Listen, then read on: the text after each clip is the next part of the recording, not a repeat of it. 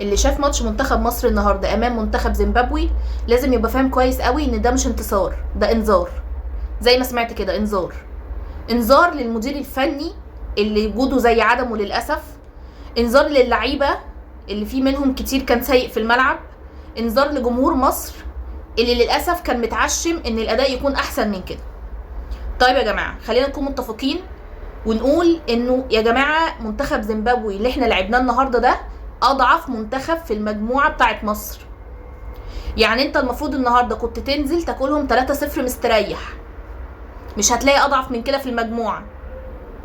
ماشي، اللي مراقب المجموعه كويس ان هيعرف ان جنوب افريقيا النهارده عملت مفاجاه وريمونتادا وكسبت 2-1. تمام، فاحنا مش داخلين نهزر.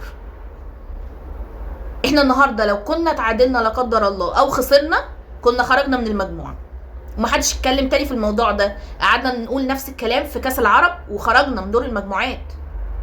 انا عارفه ان احنا كسبنا ماشي، بس هل يعقل ان منتخب مصر اداؤه يبقى عامل المنظر ده قدام منتخب زيمبابوي؟ اكيد لا، صح؟ طيب ده معناه ان احنا لازم نراجع حساباتنا. طيب نراجع حساباتنا ازاي؟ المدير الفني اللي هو حسام حسن، ماشي، حسام حسن يا جماعه لازم يركز شويه من حيث اختياراته في التشكيل. طب ازاي؟ هقول لك ازاي. يعني معلش دلوقتي انت بتلعب محمد هاني، ممكن اعرف استفاده محمد هاني النهارده في المباراه؟ عمل ايه محمد هاني النهارده؟ كان هيلبسنا جون في اول 15 دقيقه، اقسم بالله كان هيلبسنا جون في اول 15 دقيقه، واللي اتفرج هيفهم انا بتكلم في ايه. طيب نتكلم تاني بقى. طيب حسام عبد المجيد النهارده لبسنا الهدف، ماشي، اللي دخل فينا ده كان بسبب حسام عبد المجيد. البي سايب بالولد بتاع منتخب زيمبابوي يستلم بظهره ويلف ويعدل نفسه ويشوط وهو واقف بيتفرج. معلش انت واقف بتتفرج بتعمل ايه؟ فانا مش فاهماها، يعني بجد انا مش فاهمه النهارده ايه اللي كان بيحصل. عبث. الاداء الدفاعي النهارده كان عليه علامات استفهام كتير قوي. محمد حمدي النهارده الشوط الاول كان زفت، الشوط التاني كان كويس. تمام.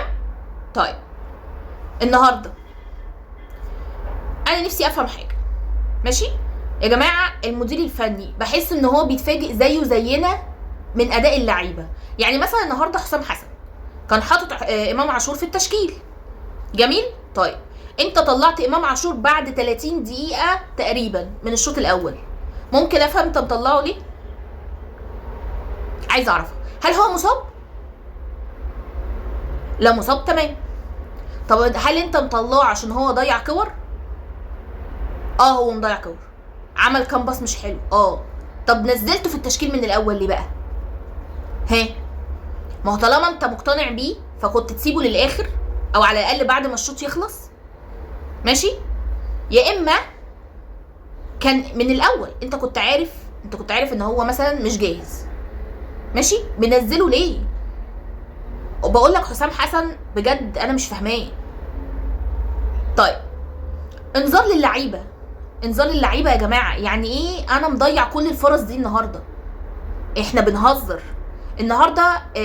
منتخب مصر مستحوذ بنسبه 80%، 80% بدون فاعليه. يعني 20% من منتخب زيمبابوي جابت منهم هدف. خلاص. طيب احنا بقى 80% وكسبانين في اخر دقيقه في الوقت الضايع، او في الدقيقه الاولى في الوقت الضايع. ازاي انا كمنتخب مصر ابقى رد فعل مش فعل؟ ازاي؟ انت المفروض النهارده كنت تنزل تاكل زيمبابوي دي 3-0 عشان ده يبقى انذار للمجموعه كلها. منتخب مصر مش جاي يهزر، منتخب مصر جاي عشان ياخد البطوله، مش بس ياخد البطوله، ياخدها باداء ونتيجه. ايه اللي ناقصنا يا جماعه؟ احنا بجد حرفيا من احسن المنتخبات في القاره الافريقيه كلها على مستوى جوده اللعيبه. احنا عندنا ناس محترفه، عندنا ناس كانت محترفه، يعني عندها خبرات. تريزيجيه ده مش كان محترف؟ في ايه بقى؟ مالك؟ النهارده تريزيجيه كان كويس، بس يعني كنت حاسه ان في احسن. طيب النهارده برضو كان في علامه استفهام على التغييرات من حسام حسن. يعني مثلا طلع النهارده تريزيجيه ونزل زيزو. طب هل زيزو اضاف؟ لا، هو ضيع بس. بالعكس انا كنت بشوف ان تحركات تريزيجيه كانت احسن. تريزيجيه ضيع بس تحركاته كانت احسن. جوده الشوط نفسها او التصويب كانت احسن. فانا مش فاهمه انت منزل زيزو ليه؟ عشان يتقال انت نزلت زيزو؟ طب وبعدين هو عمل لك ايه زيزو؟ الحقيقه مش فاهمه، غير ان هو رفع لك كرة في السماء، مع ان الكرة اصلا بجد يعني كانت تيجي بسهوله. وعلى فكره جاب زيها، يعني زيزو جاب زيها. كان مع نادي الزمالك، وكنا بنلعب قصاد الاهلي تقريبا في كاس مصر وجاب زيها. فانا مش فاهمه النهارده في كم تضييع فرص من لعيبه منتخب مصر هنندم عليها بعدين. يعني لو استمر الحال ده هنندم والله. انا متخوفه ان احنا نعمل نفس اللي عملناه في كاس العرب. النهارده الفوز انقذنا. مرموش يا جماعه، مرموش يا يخرب بيت جمال مرموش النهارده حط جون صعب قوي، صعب جدا. زاويه مش عايزه اقول لك، اللي اتفرج على الجون هيعرف ان هي زاويه صعبه قوي، صعبه جدا. يعني انا مش فاهمه ازاي مرموش بيقعد دكه في مانشستر سيتي بصراحه. ولد جامد جدا، تصويباته حلوه قوي. ضيع قبلها معاك، بس بيجيب الكور الصعبه بصراحه. نفسي يجيب السهل كمان، بس هو ولد كويس قوي. طبعا محمد صلاح النهارده انقذ حسام حسن من فضيحه حرفيا. ليه؟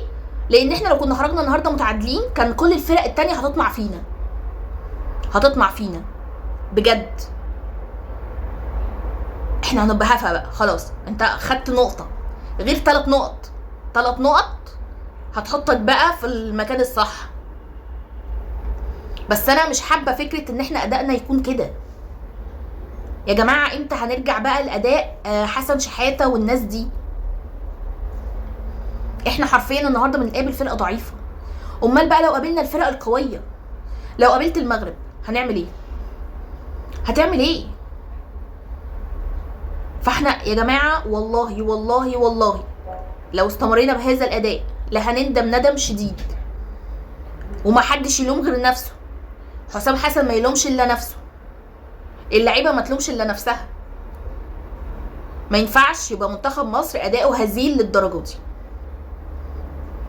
انا عارفه ان احنا كنا الاخطر اللي اشرس هجوميا، بس الفعاليه ما كانتش موجوده. وده بالاخر يا جماعه الكوره جوان. طالما ما جبتش جوان يبقى انت خسرت. ما تقوليش ان احنا كنا احسن، احنا عملنا خطوره، عملنا فرص كتير وضيعناها. طب ما انا مالي انا؟ التضييع ده مسؤوليه مين؟ اكيد مش مسؤوليتي انا كجمهور. للاسف الجمهور النهارده قلقان لحد اخر دقيقه. فانا مش فاهماك. لما احنا قلقانين قدام زيمبابوي هنعمل ايه مع جنوب افريقيا اللي النهارده كسبت ومعاها 3 نقط بالمناسبه؟ كانت خسرانه 1-0 وعملت ريمونتادا وكسبت 2-1. وحرفيا يعني جنوب افريقيا من اصعب الفرق في المجموعه. فلازم يا جماعه تكون ده انذار لينا كلنا، المدير الفني واللعيبه والجمهور. مفيش فرقه سهله على فكره. زيمبابوي النهارده دفاعيا منظمه، هجوميا على سبيل الهجمه المرتده نفسها هجماتهم المرتده حلوه. وعلى فكره بيستغلوا غلطاتنا. والنهارده احنا غلطنا كتير على المستوى الدفاعي، غلطنا كتير. محمد هاني، حسام عبد المجيد، محمد حمدي ما كانش احسن حاجه. حتى مروان عطيه النهارده ما كانش احسن حاجه على فكره. وعلى فكره كان ممكن يطرد، عشان كده حسام حسن طلعه. فما ينفعش.